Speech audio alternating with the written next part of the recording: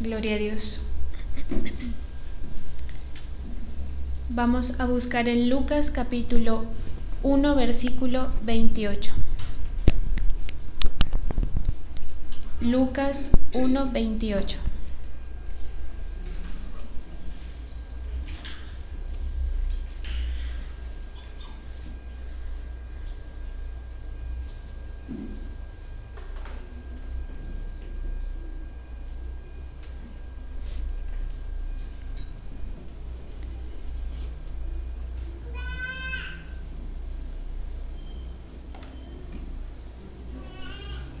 Lucas 1:28 dice: Y entrando el ángel en donde ella estaba, dijo: Salve, muy favorecida, el Señor es contigo, bendita tú entre las mujeres.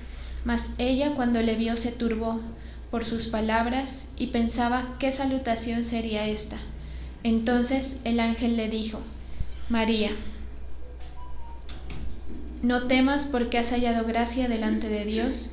Y ahora concebirás en tu vientre y darás a luz un hijo y llamarás su nombre Jesús. Gracias, Señor Jesús. Estamos delante de ti una vez más en tu presencia, Señor, pidiéndote que te muevas en este momento, pidiendo que tú muevas tu Santo Espíritu, Señor, en medio de nosotros. Reconocemos, Señor, nuestra necesidad de ti. Reconocemos la necesidad de que tu palabra nos toque, Señor, nos ilumine nuestro caminar. Por eso hoy nos disponemos para recibir esa palabra, Señor, en el nombre de Jesús. Amén y amén. La traducción al lenguaje actual dice: El ángel entró a donde estaba María, la saludó y le dijo: Dios te ha bendecido de manera especial, el Señor está contigo. María se sorprendió mucho al oír un saludo tan extraño y se preguntaba qué significaba eso. Entonces el ángel le dijo: No tengas miedo, María, porque Dios te ha dado un gran privilegio. Vas a quedar embarazada y tendrás un hijo a quien le pondrás por nombre Jesús.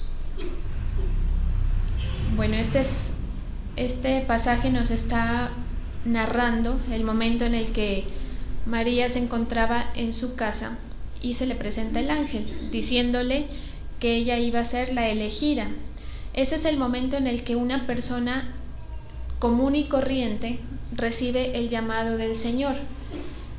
A María le tocó de esta manera. El Señor tenía un propósito específico con ella, pero María no dejaba de ser una persona común y corriente. ¿Cuál era la característica que tenía María? Dice una versión que María tenía una condición que es como cuando uno dice tiene sentido de,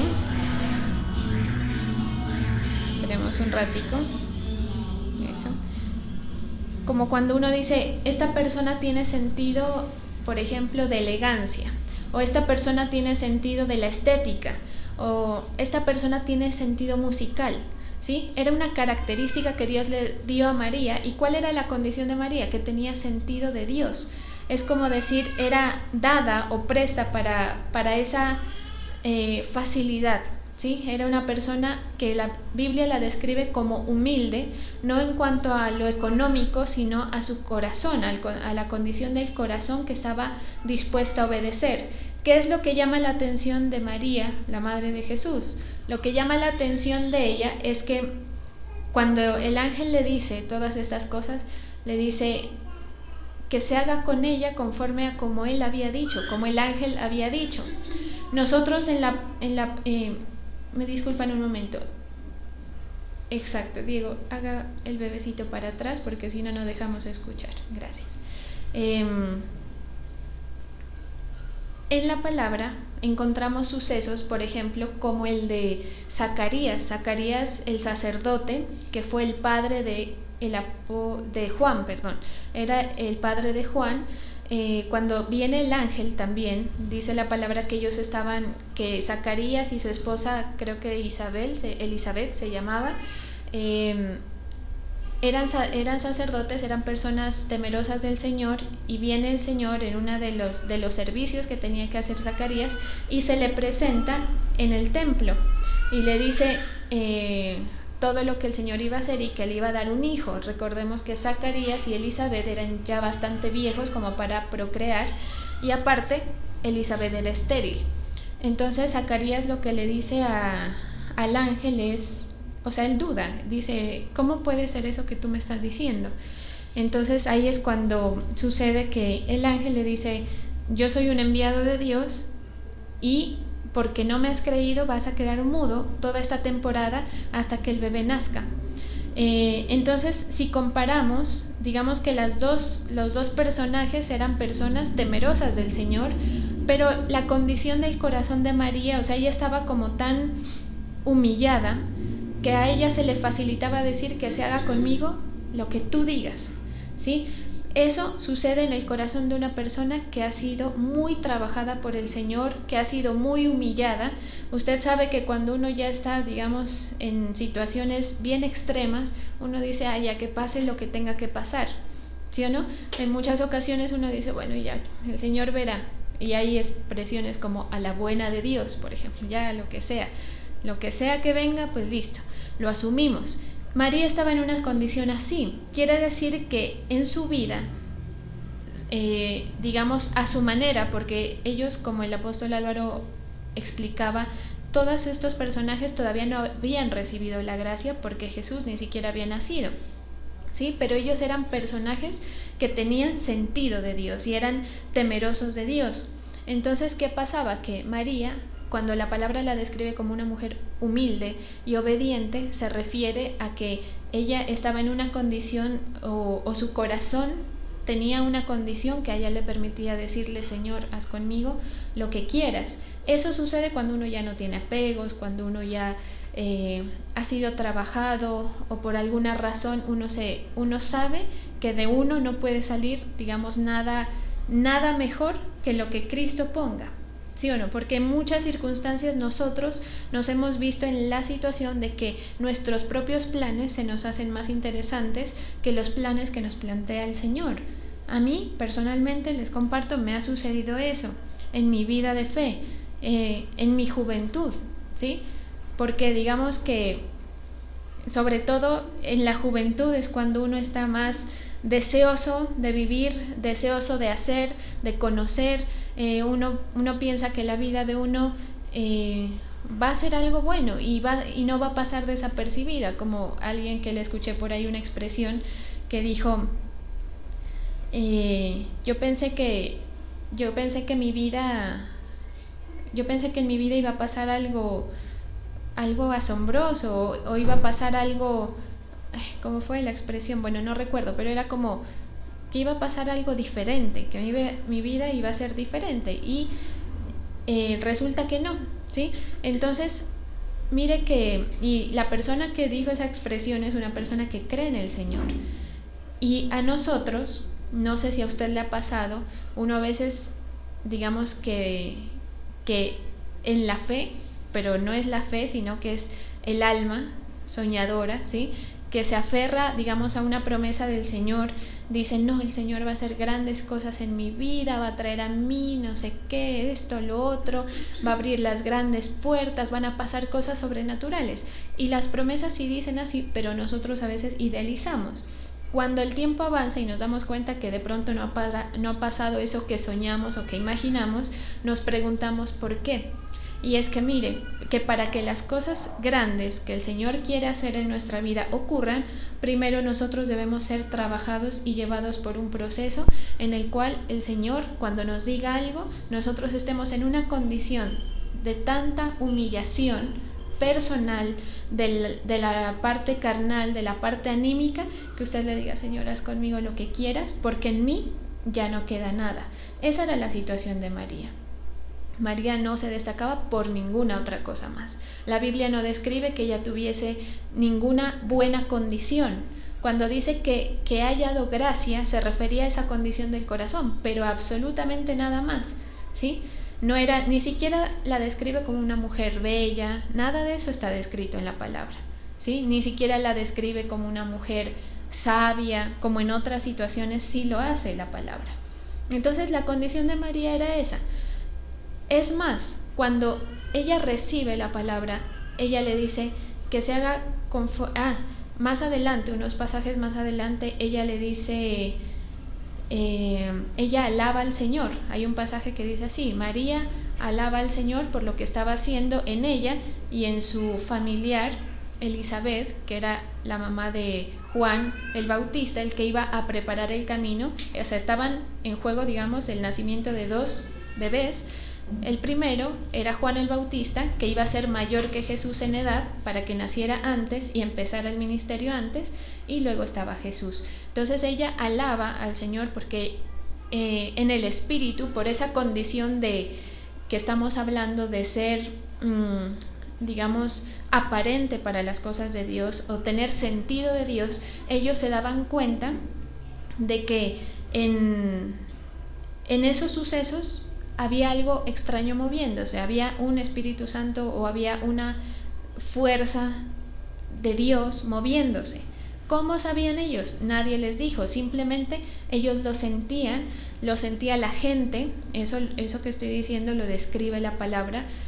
Por ejemplo, cuando Juan iba a nacer, faltaba poco para que Juan naciera, la gente se reúne alrededor de Zacarías y de Elizabeth y le dice: ¿cómo le van a poner? Era la costumbre ponerle de nombre el mismo nombre de los antepasados. Entonces Elizabeth le dice: se va a llamar Juan. Y le dice: pero ¿cómo así? Si nadie en tu familia se llama Juan. Y entonces le preguntan a Zacarías mudo porque todavía no había nacido el niño, y él escribe en una tabla y dice: su nombre será Juan. Y la gente se extraña de eso, pero dice la palabra que la gente sabía y decía: ¿qué irá a pasar con este niño? Porque sentían algo poderoso de Dios en ellos. No toda la gente se percata de lo poderoso de Dios pasando en las cotidianidades. Solamente las personas que se dan cuenta son las personas que tienen sentido de Dios.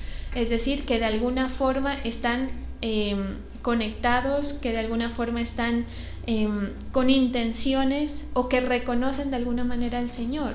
Y fíjese que en el camino de fe, en algún momento de pronto nosotros vamos a tener ciertos tropiezos, pero mire que las personas que tienen sentido de Dios siempre retornan y siempre reconocen que tienen la necesidad de volver a oír, de volver a buscar, de volver a ser guiados, ¿sí?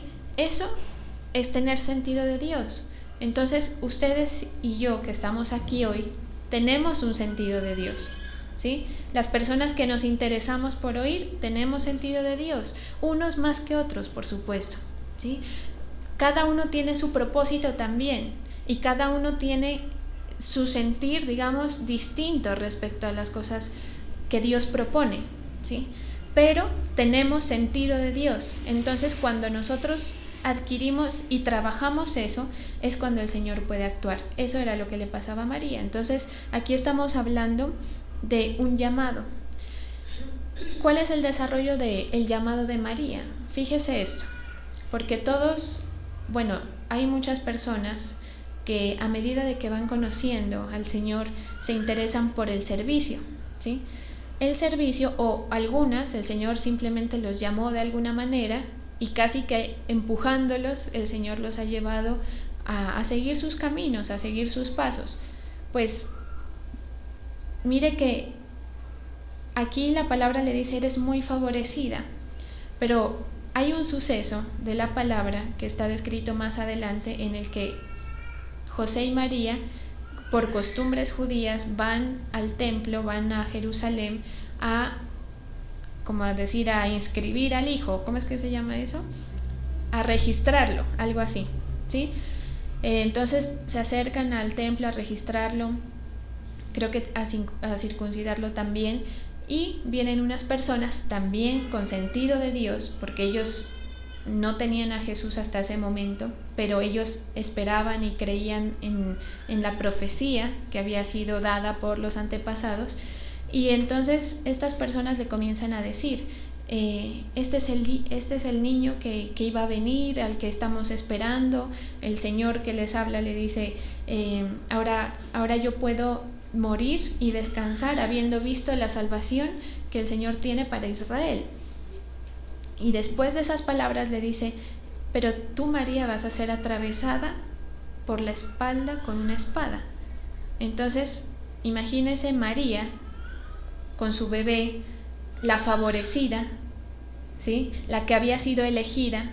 Uno dice: uy, ¿no? ¿Cómo sería María para que la elijan? Pues sí, seguro tenía sus características del corazón, pero también tenía una característica en su corazón que permitía que el Señor le meta la mano y que ella siga creyendo en el Señor.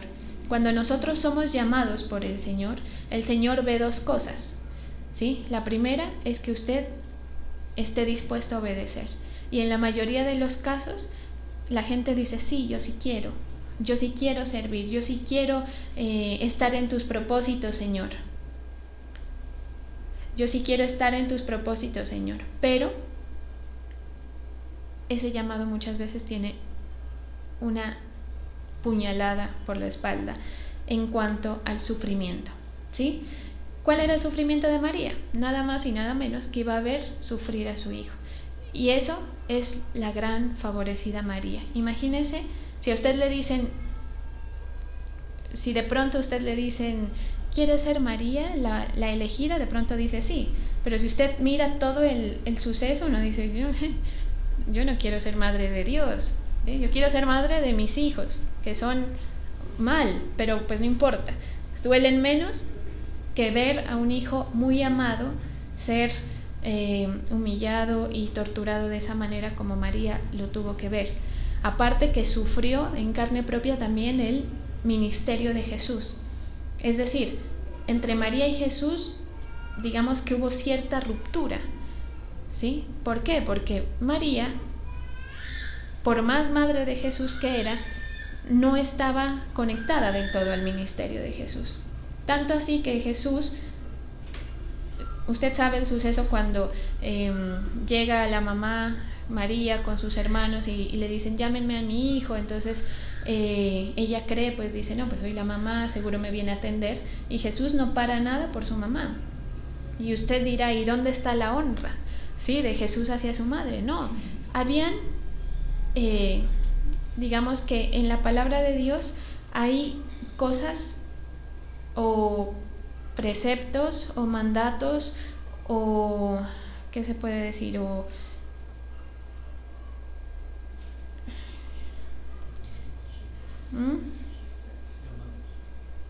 como reglas, no, como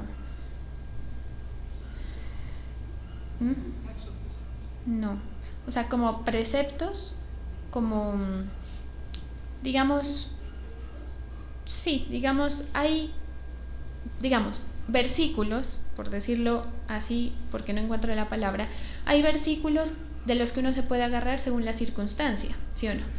Pero también esos versículos tienen su jerarquía, y era por eso que Jesús decía: honra a tu padre y a tu madre. Pero cuando Jesús estaba ejerciendo su ministerio, primero era su ministerio.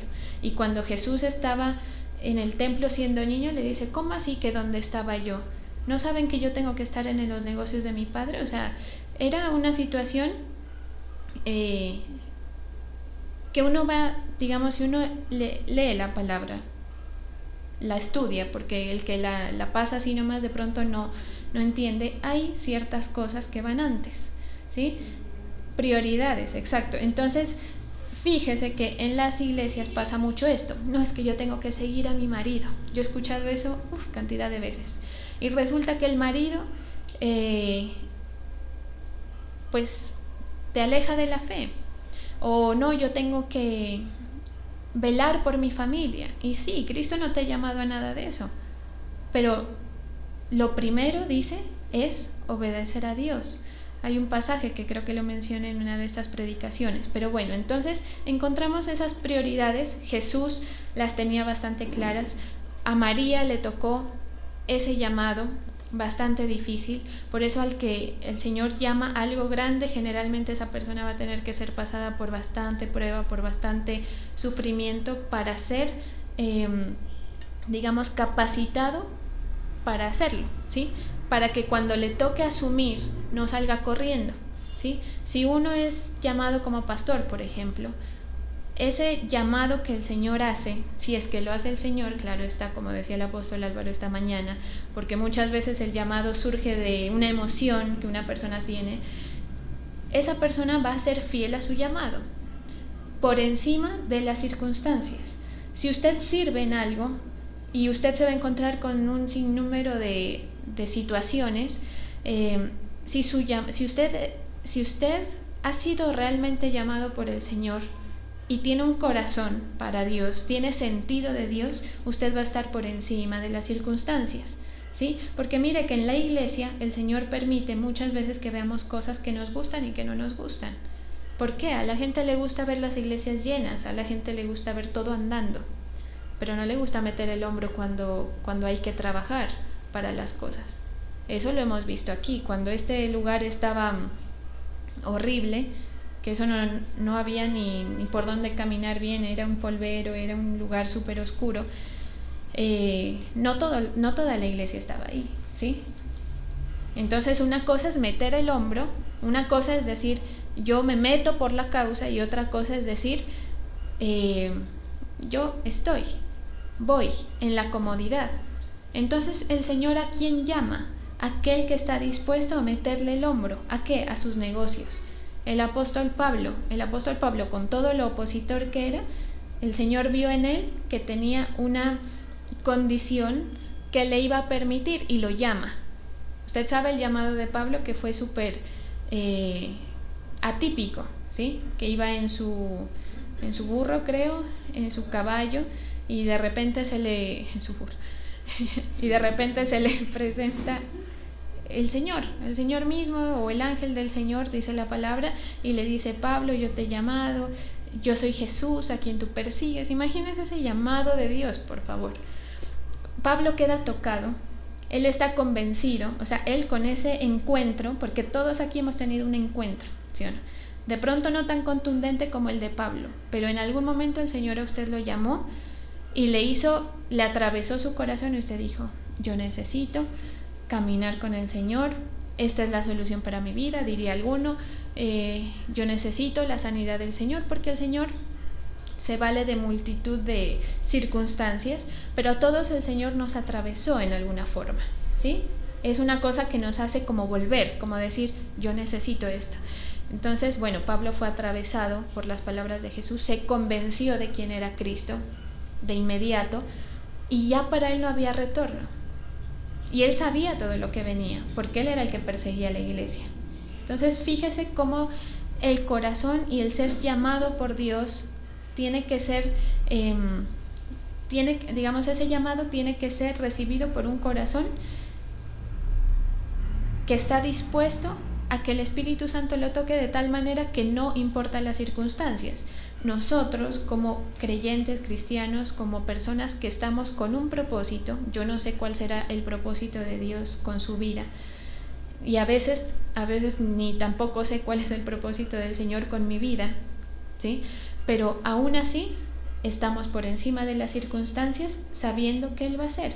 Y yo a veces me pongo a pensar en el futuro, porque también pienso en el pasado y digo: uy, cuando el Señor hizo esto, uy, cuando el Señor me golpeó de esta manera para trabajarme, o me probó de esta manera. Y yo pienso en el futuro y digo, me da susto a veces. Si lo pienso anímicamente, digo: qué susto lo que viene, cuáles serán las próximas pruebas, porque cada vez son como peores, ¿sí? Porque pues uno ya está más resistente y uno como que quisiera zafarse y decir: no, pues hasta aquí nomás, ya no quiero seguir estirándome, ya no quiero seguir creciendo espiritualmente.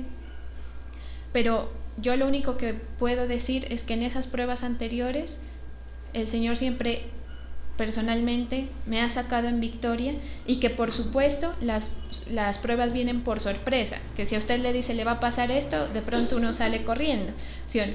Pero lo que usted tiene lo va a sacar en el momento en el que el Señor lo dispone.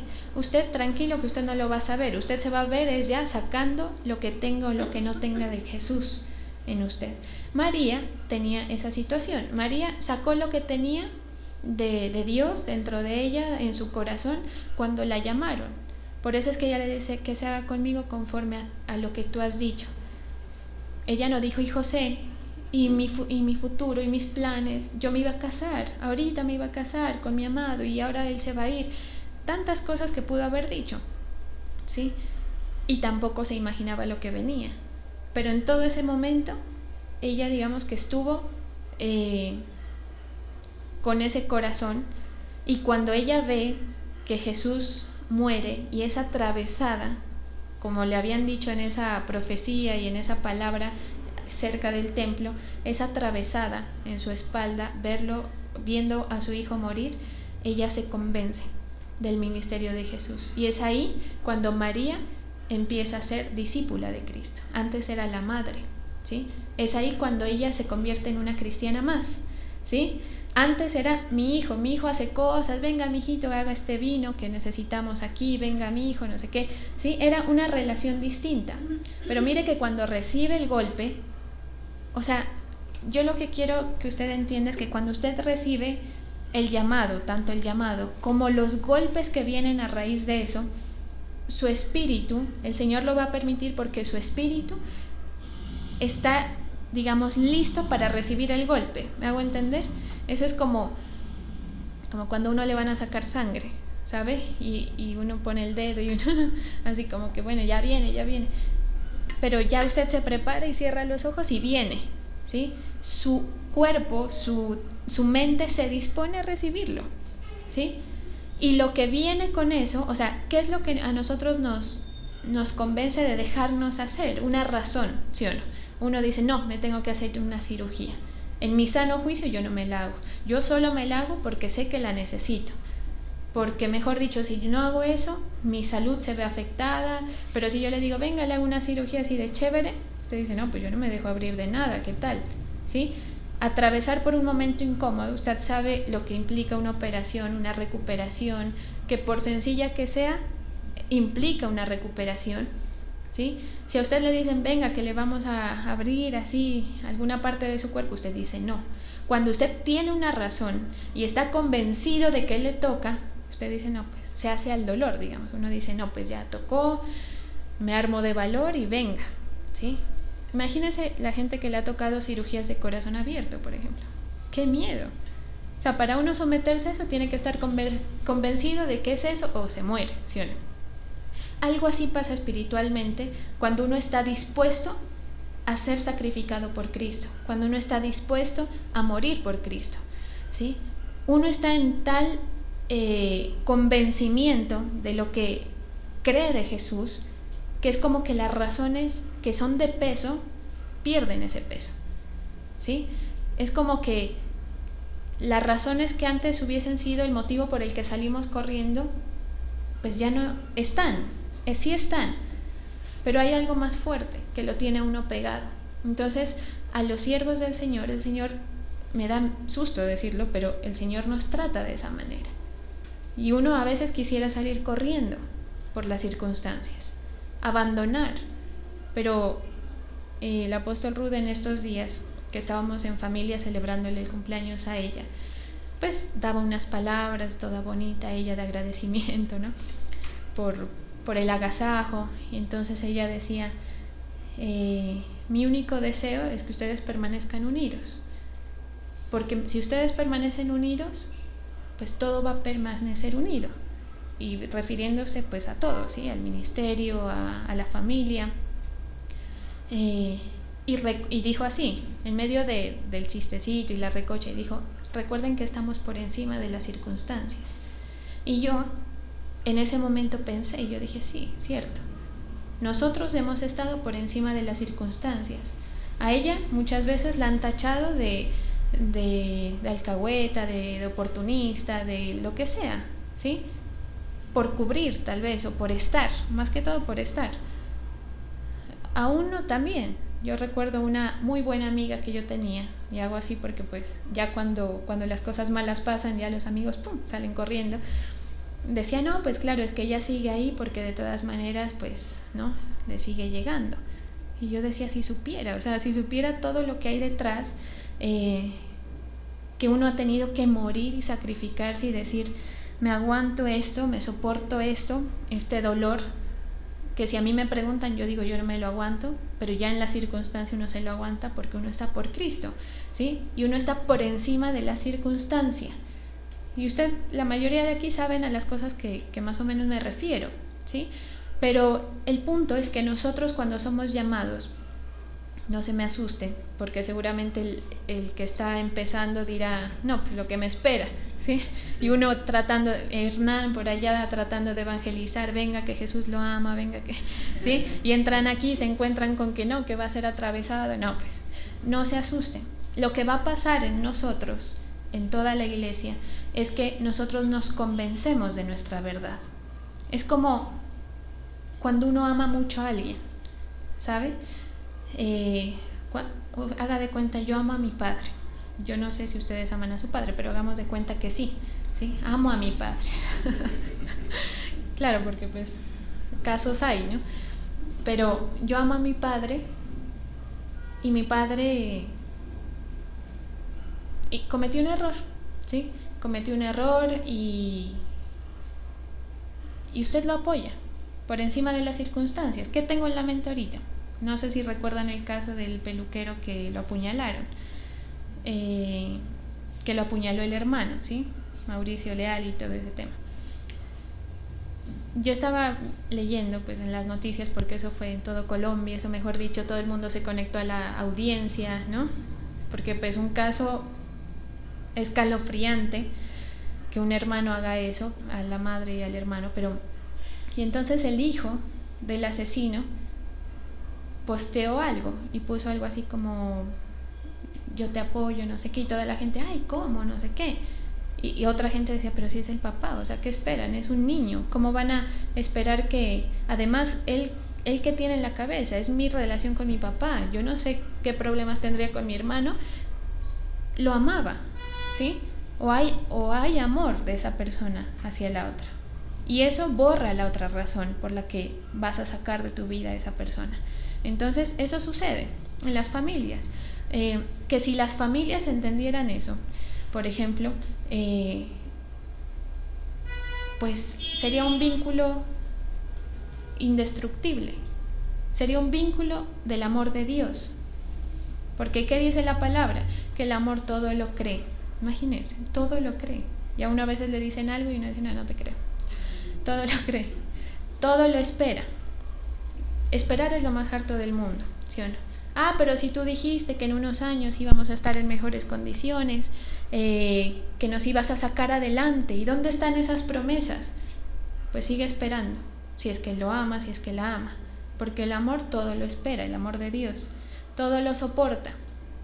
Y es que no te aguanto más, es que me hiciste esto, soporta, por encima de las circunstancias. Entonces, el que es llamado para ser siervo de Dios, para ser propósito de Dios, deben ser personas que amen a Jesús. Si no son personas que aman a Jesús, pues eso se va a ver, como decía el apóstol Álvaro, en el tiempo, ¿sí? El tiempo dirá, y las circunstancias también dirán, ¿sí? Pero usted lo que debe buscar, y no asustarse por lo que va a venir, es buscar que el Espíritu Santo a usted lo convenza, que el Espíritu Santo a usted lo toque a tal punto de que usted se enamore de Jesús. Cuando uno se enamora de Jesús, Jesús está por encima de la familia, por encima de la salud, por encima del bienestar. Usted, así como los personajes de la antigüedad, estará dispuesto inclusive a dar la vida. No le va a pasar eso, tranquilo. Estamos en una época distinta, pero sí usted tiene sus prioridades claras y sí el Señor lo va a poder usar. ¿Qué tenía María? Que ella estaba, lo que tú digas, ¿sí? O sea, ella ya, ¿sí? Y cuando el Señor permite que ella vea que su hijo muere, ella estaba ahí, por encima de las circunstancias, hasta el final con su hijo. Toda la tierra tembló, dice la palabra, todo el mundo tuvo susto, tuvo miedo, salieron corriendo. María se quedó por encima de las circunstancias, por amor a su hijo. Cuando bajan al hijo y ella lo ve y siente el Espíritu, ¿sí? El Espíritu Santo, que a partir de ahí quedó en la tierra, ella se convence. Se termina de convencer, digamos, ¿sí? Entonces usted y yo tenemos como ese transcurso en nuestra vida de fe. ¿sí? Uno en este camino se mete como diciendo, qué chévere, sí, pero con el pasar del tiempo uno va a tener que ser sometido a que te convenzas más, y que te convenzas más, y que te convenzas más, hasta que llegues y puedas subir unas montañas que si no estás convencido no las subes, y que puedas acatar unas órdenes de Dios que si no estás convencido no las vas a hacer, ¿sí? Y si no las haces, pues no va a pasar nada, digamos que usted va a estar ahí, ¿sí? Digamos hasta el punto, hasta, como les decía una vez, hasta donde tu fe te permita, ¿sí? Pero mire que la gente admira siervos de Dios, por ejemplo, admira ministerios, la gente admira cosas buenas que tiene la gente, y detrás de esas cosas buenas que hablamos de admiración siempre hay un trabajo. Una persona que admire a un deportista está admirando lo visible, ¿sí? Pero no está pensando en el sacrificio que hace ese deportista. Una persona que admire a un siervo de Dios por lo bien que le va, por lo muy carismático que se pueda ver, dice, qué chévere ese ministerio, así sí, qué chévere esa iglesia, así sí, claro, pero es que detrás de eso hay un trabajo de molición que ha hecho el Señor grande, ¿sí? Entonces usted verá si se queda admirando o si usted quiere ser trabajado, ¿sí? Una vez el Señor me permitía decirles esto, y es que esto es una disciplina, ¿sí? La carrera de la fe es una disciplina. Cuando decimos una disciplina me quiero referir a que es algo que requiere disciplina, ¿sí? O sea, usted, pues, digamos que en el peor de los casos tendrá que cumplir un horario, someterse, que yo le diga algo y usted no se lo tome por donde no es, que acate, que ame a su pastor, que me ame, no, mentira, que ame a sus hermanos, que lo soporte, ¿sí? Todo lo que implica, digamos, ser parte de una iglesia, eso es algo que usted, y eso implica una disciplina. Si usted quiere ir más profundo y dice, no, es que yo quiero servir en la alabanza, pues eso implica que usted se prepare, que usted haga, que usted venga, que usted invierta tiempo. Si usted dice, no, es que yo quiero servir en el aseo, pues ya le digo que le toca llegar desde temprano a la iglesia, de primero, antes que todos, ¿sí? Tiene una disciplina, y estoy hablando de las cosas visibles, digamos. Pero la carrera de la fe tiene unas disciplinas que tienen que ser formadas. Cuando esto lo llevamos a la vida natural, la gente que tiene disciplinas de pronto sufre en el proceso de la disciplina, ¿sí o no? Seguramente una persona que aspira a crear una empresa se tiene que negar de salir el fin de semana con su familia, con sus amigos, porque quiere trabajar en su empresa. Seguramente se tiene que sacrificar en tiempo, tiene que invertir, tiene que exagerar, ¿sabe? Los sueños a veces se alcanzan exagerando porque hay otra gente que está trabajando. Entonces, si hay otra gente que está trabajando, usted tiene que exagerar el trabajo para medio alcanzarlos, ¿sí? Entonces, es más difícil vivir siendo la cola que vivir siendo la cabeza, aunque ser la cabeza implica su disciplina, ¿me hago entender?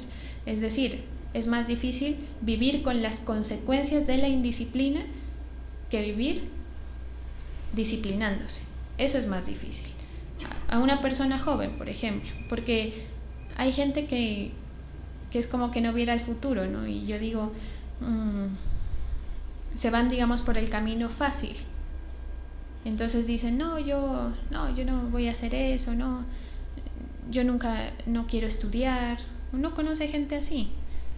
No, definitivamente el estudio no es lo mío, yo no me quiero disciplinar, y se dedican a otras cosas. Pero ¿cuál es la consecuencia de no esforzarse en lo que otros sí están haciendo? Que a usted le toca coger las minucias de la vida, ¿sí? De la sociedad, los trabajos pequeños. Por eso es que el Señor, mediante su palabra, nos impulsa a que usted sea mejor, a que usted se estire, a que usted se esfuerce, tanto en las cosas naturales como en las cosas espirituales, ¿sí? Entonces, según la medida de su fe, según qué tan tocado ha sido usted por el Espíritu Santo, usted va a hacer o no hacer cosas. porque las cosas que se hacen por el Señor se hacen por la fe, y la fe se ve movida mediante el Espíritu Santo. No es cuestiones anímicas, ni cuestiones ni siquiera del mero espíritu, ni siquiera de inclinaciones, sino de que uno esté tan convencido por el Espíritu Santo que las razones que son de peso, que son de pronto hasta dolorosas, pierden su valor porque usted tiene algo más importante. Eso es como la madre que deja de comer por darle a su hijo. Algo así es. El amor de Cristo hacia nosotros y el amor que debe salir de nosotros. Nosotros le amamos porque Él nos amó primero, pero nosotros debemos amarle. O sea, el Señor no es como dice mucha gente, el genio de la lámpara que le tiene que hacer a usted las cosas. No. Si usted quiere ser parte de los propósitos, de las cosas buenas, de las cosas importantes, usted tiene que mostrarle al Señor que usted está convencido de quién es Él. Si usted no está convencido, porque esto también sucede y es entendible y normal, pues busque la presencia del Señor. Y dígale: Señor, encárgate tú de convencerme, porque es que en la iglesia la gente también está escuchando, pero también está diciendo: pero es que yo no tengo esa fuerza, yo no puedo con esto, ¿sí? No me nace, es así, no me nace. ¿Qué hago si no me nace? No me voy a poner a fingir. Pues usted dígale en su oración al Señor: Señor, si tú tienes un propósito conmigo, si de alguna manera yo no me he soltado de tu lado, de tu mano, y tienes ese propósito que conozco o no conozco, porque a veces uno sabe, otras veces no sabe, convénceme, tócame, porque el Señor en la mayoría de los casos está esperando que usted le diga: Señor, hazme sentirte, acércate, háblame. Pero si usted está pues indispuesto para que el Señor se acerque, entonces como cuando uno dice: a ver, voy a buscar el momento para hablar con alguien, y siempre que usted lo ve está ocupado hablando con alguien más, está haciendo esto o lo otro, dice: no, pues como siempre está ocupado, no he podido tener el momento para hablarle. Entonces el Espíritu Santo quiere tocarlo, quiere convencerlo, quiere llenarlo, quiere atravesarle su corazón, apasionarlo por Jesús, por Cristo, y usted está muy ocupado en otras cosas. Entonces requiere que nosotros le saquemos tiempo, porque si no, la vida de fe va a ser muy corta, ¿sí? Por eso es que la gente pasa, en las iglesias se ven, entran y salen, ¿sí? Y muy pocos quedan, y solamente quedan los que están convencidos de la causa, los que están por encima de las circunstancias. Yo te sirvo, Señor, por encima de las circunstancias. Así me des o no me des, me respondas o no me respondas, yo a ti te amo y estoy convencido de ti. Pero esto no es algo que se da naturalmente, ¿sí? Por eso usted no se preocupe si dices que no me nace. Más bien dígale: Señor, lléname, Señor, tócame, busque el momento para que el Señor lo convenza, lo llene de su presencia, para que deje de actuar su alma, su corazón, las necesidades, porque a veces las necesidades son un motivo por el cual vamos a buscar al Señor, y empiece a actuar ese mover espiritual sobrenatural que usted va a notar, así como en estos episodios que estamos contando y parafraseando, ¿sí? En el que la gente decía: algo va a pasar con este niño, con estos niños, porque se sentía una cosa especial, como dice la gente, una energía especial, ¿sí? Un peso, una autoridad, lo que sea, es el Espíritu Santo moviéndose. Entonces dice: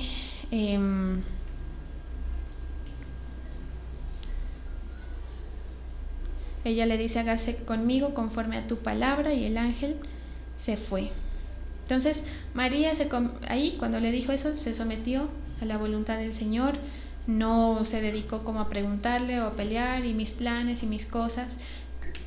A veces el Señor tiene que golpearnos bastante fuerte para hacernos entender que no son nuestros sueños y nuestros planes, sino que son los propósitos de Él. Y a veces esto parece cruel, porque uno dice: ¿cómo Dios golpeándome si yo lo único que he hecho malo es plantearme un mejor futuro? Pero Él lo hace por amor, porque Él sabe que dentro del propósito de Él está es donde se cierra el círculo suyo, ¿sí? ¿sabe? O sea, como dice el Rey León, nuestra vida no es una vacía línea de indiferencia, es como algo que tiene que ser completado, ¿sí? Algo que usted vino a hacer, ¿sí? Una tarea que usted vino a hacer, un propósito por el cual usted está existiendo, ¿sí? Porque hay otro tanto de gente que no existió, que no ha existido, ¿sí? O que murieron en vientres, por ejemplo. Todo eso hace parte de propósitos, ¿sí? Que usted no se murió en el accidente que casi tiene el otro día, ¿sí o no? Que todos yo creo que he tenido algo que uno dice, uy, casi me mato, casi me coge un bus, casi no sé qué. Todas esas cosas hacen parte del propósito, si usted lo cree, con fe, por supuesto. Pero el Señor quiere que usted se enamore de Él, que usted se convenza. Cuando uno está enamorado, uno no ve nada. Por eso es que uno se vuelve un tonto, ¿sí o no? Uno dice, no, pues, todo lo que dije que no iba a hacer, ahora lo estoy haciendo. Dice uno, cuando se enamora. Eso pasa con Jesús. Todo lo que dije que nunca haría en mi vida, ahora lo estoy haciendo. ¿Cómo así? Pero usted es feliz haciendo todo eso que no quería, porque está enamorado. Por eso es que hay un dicho que dice, no hay nada más pesado que un matrimonio a la fuerza, porque cuando uno no siente, eso pesa, y ahí si usted no quiere mover un dedo y no quiere ceder y no quiere hacer nada. Pero cuando usted está así, ilusionado, amando, uno dice lo que sea. Si tengo que cambiar de rumbo, lo cambio. Si tengo que sacrificarme, me sacrifico. Porque usted está convencido de algo que está acá, ¿sí? Eso humanamente hablando. Hablando del Señor, usted debe estar convencido por el Espíritu Santo. Si usted está siendo tocado. Si usted no busca al Espíritu Santo, pues usted no va a estar convencido de nada. Y usted va a decir, pastora, yo siento que ya no doy más, ya no quiero servir, no siento al Señor, y todas las cosas que a veces le dicen a uno, ¿sí? Entonces, porque me lo han dicho. Entonces, para esas personas que de pronto me han dicho eso, viendo a un punto así en blanco, para que nadie sepa quién, busca al Espíritu Santo. Eso es lo que le va. No hay palabra que yo te diga, no, tranquilo, sigue adelante. No, ¿sí? Cuando uno quiere, quiere, y cuando uno no quiere, no quiere. Eso es así. Cuando uno siente, siente, y cuando uno no siente, no siente. Pero usted tiene la responsabilidad de no sacar al Espíritu Santo, que es el que lo llena, que es el que le da la fortaleza, que es el que lo convence. Por eso dice que Él nos convence hasta del pecado. Usted se ve de repente y dice, ve, yo he estado mal. He estado caminando mal toda mi vida. He estado en pecado delante de Dios. Dígale eso a un mundano, una persona que no ha recibido de Dios. Dice, no, si yo he sido bien, un buen ciudadano, o lo que sea, ¿sí? Entonces necesitamos la intervención del Espíritu Santo para que la mentalidad cambie, para que usted abra sus ojos, para que usted se enamore, para que usted vea lo maravilloso de Dios y que usted esté por encima de las circunstancias con el Señor, que ya lo llamó, ¿sí? El Señor ya lo llamó. Los propósitos se van a ir revelando en la medida en que usted camine con Cristo o no. En la medida en que usted diga, bueno, Señor, que se haga conmigo conforme a tu palabra, porque es que a veces a uno le dice, no, yo estoy aburrido, no, ¿hasta cuándo? Pues dígale al Señor que lo convenza, ¿sí? A usted. Y usted, si está convencido, va a esperar, va a sufrir lo insufrible, porque ama al Señor, porque está apasionado por Él, porque usted sabe que esa es la única verdad, porque es lo único en lo que usted tiene parte, en su vida terrenal y en la vida eterna. Vamos a orar.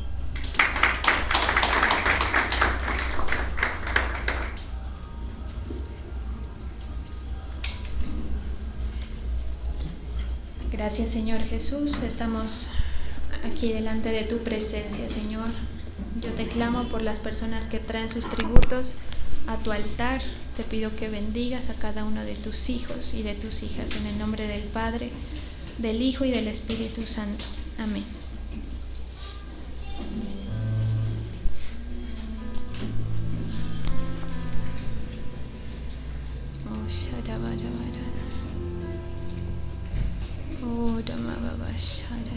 Aquí está tu pueblo, Señor, buscando tu rostro. Queremos ser llenos, Señor, de tu Espíritu Santo. Por eso dejamos toda distracción, dejamos aún toda petición la ponemos delante de ti, Señor, para concentrarnos en el mover de tu Santo Espíritu. Toda incomodidad la dejamos a un lado, Señor.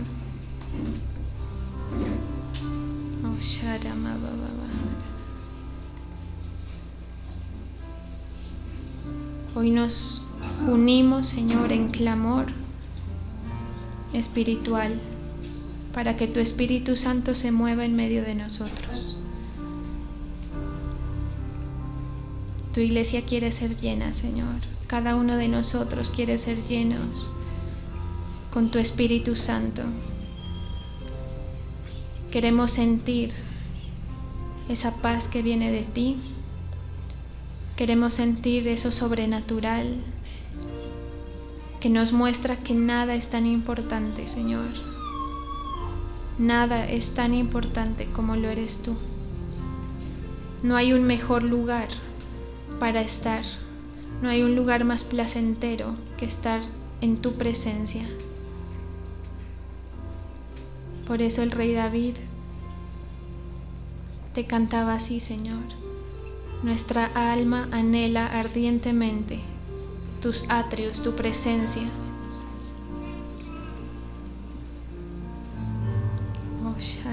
Mueve tu espíritu, Señor.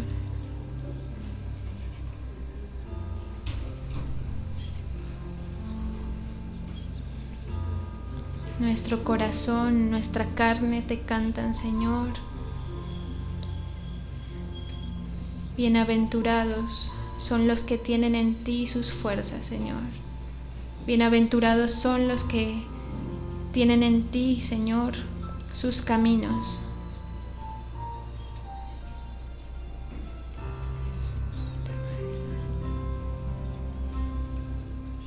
Gracias, Señor, porque nos has sacado de lo natural para conocer lo sobrenatural, para conocer tus bondades.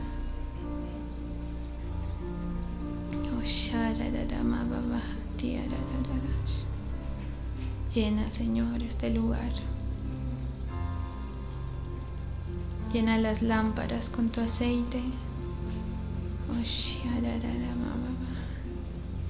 Ministra, Señor. Aviva el fuego del don de Dios que está en cada uno. Trae convencimiento, Señor.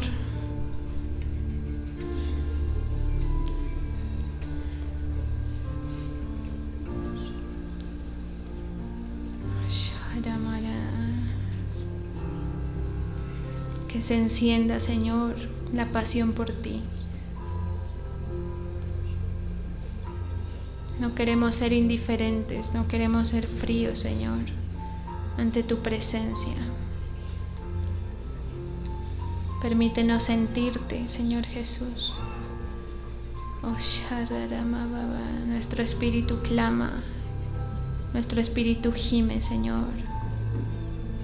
Nuestro espíritu te está llamando, te invoca. Te invocamos con todo nuestro corazón. Imparte, Señor. Enséñanos a amarte, a corresponderte.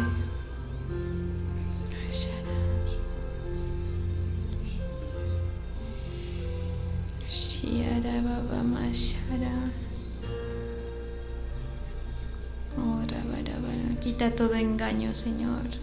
El enemigo está colocando engaños en los corazones para que pensemos que hay cosas más importantes, para que nuestros ojos vean cosas más importantes, más atractivas. Declaro que todo engaño de las tinieblas se va. El enemigo está colocando distractores, está colocando lenguas de murmuración que nos desconectan, Señor, de ti. Declaramos que todas estas obras del enemigo caen Toda obra de las tinieblas cae en este momento, Señor, en el nombre de Jesús.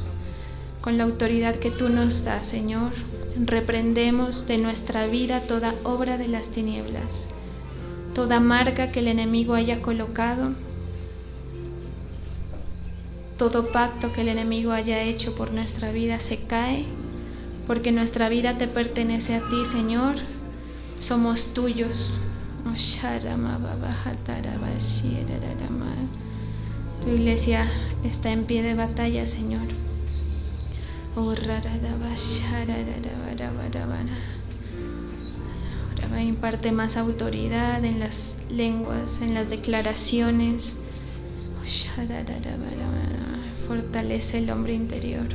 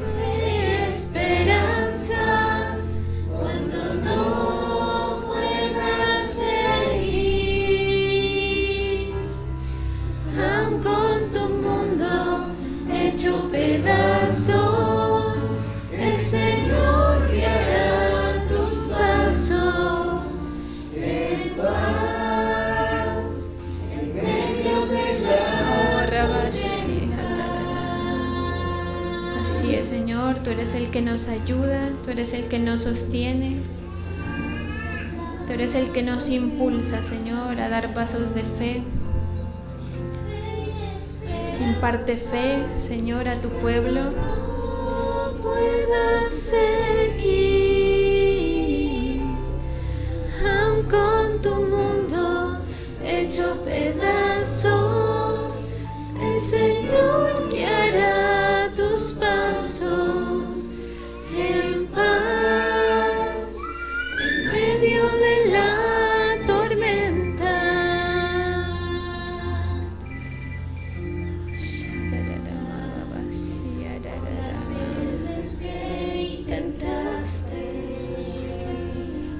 ministra, Señor, a tu pueblo. Llena sus vasos, los espíritus, Señor. Gracias por llamar a tu pueblo, por llamarnos, Señor. Oh, te anhelamos, Señor. Te anhelamos, Señor Jesús. Te anhelamos, Señor Jesús. Nuestro espíritu, nuestra alma te anhelan a ti, Señor. Danos ese privilegio de sentirte fuerte, Señor, en nuestra vida, en nuestro corazón. Fortalécenos, Señor, para seguir caminando, para estar dispuestos. Si de pronto tenemos que pagar un precio, si de pronto tenemos que morir, fortalécenos, Señor, para que podamos completar ese proceso, para que podamos completar ese propósito para el cual tú nos llamaste, Señor. Que seamos así como esta mujer, que estaba dispuesta, Señor, que te dijo que se haga conforme a lo que tú has dicho. Así te decimos, Señor, haz con nuestra vida conforme a lo que tú quieres, porque no hay mejor forma, Señor, no hay mejor decisión, porque nosotros desconocemos lo que está por venir, desconocemos muchas veces qué paso dar. Ocúpate, Señor, dirígenos. Tú eres el que mueve cada circunstancia, Señor. Así lo hemos visto, así lo hemos experimentado. Tú haces cosas, Señor, abres caminos aún donde no los hay. Te damos gracias por este momento en tu presencia. Síguete moviendo, Señor, en medio de nosotros. Amén y amén.